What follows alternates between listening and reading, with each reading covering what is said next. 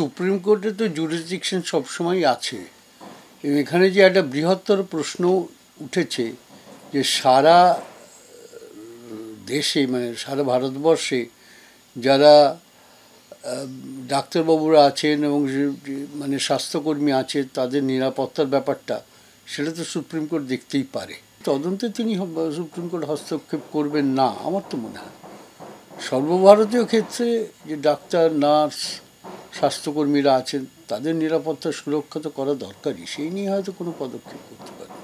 ভারতীয় সংবিধানের 2টি ধারাতে এই ধরনের রিট পিটিশন হয়।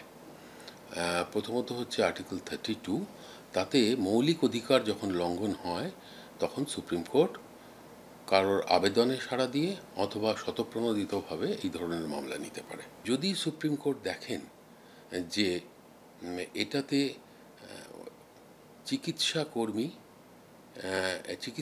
সঙ্গে যুক্ত ডাক্তার, অন্যান্য ধরনের কর্মী, বিশেষত মহিলা যারা আছেন তাদের একটা সুরক্ষা দেওয়ার জন্যে জাতীয় স্তরে কিছু চিন্তা করার দরকার এবং কিছু গাইডলাইন সমস্ত দেশের জন্য দেওয়া দরকার, এই দিকটা একটা চিন্তার বিষয় রয়েছে।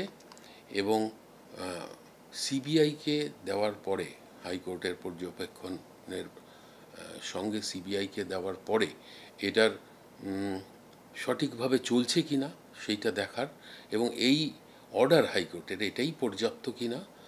আর তৃতীয়ত নির্ভর করছে যে ডাক্তারদের এই যে কর্মবিরতি ইত্যাদি চলছে তাতে চিকিৎসা পরিষেবার যে ব্যাহত হচ্ছে তার কি সমাধান বার করা যায়। যে নারকীয় ঘটনা ঘটেছে তাতে জাতীয় কিছু নীতি নির্ধারণ করার প্রয়োজন হয়তো হতে পারে, যেটা সুপ্রিম কোর্ট করতে পারেন।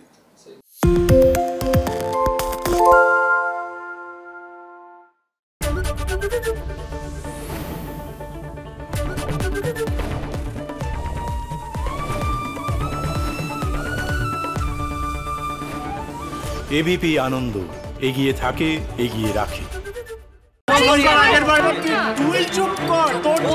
বাংলা ঝামেলা চায় না, বাংলা খবর চায়।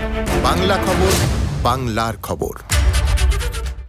সত্য অন্তহীন, সত্যের খোঁজও তাই, সত্য সন্ধানে তাই আমরা অক্লান্ত, অকুতভয়। এবিপি আনন্দ নতুন ভাবনার প্রতীক, যা মনে মুক্ত, তথ্যে যুক্ত এবং যাবতীয় সীমানার বাঁধন থেকে মুক্ত।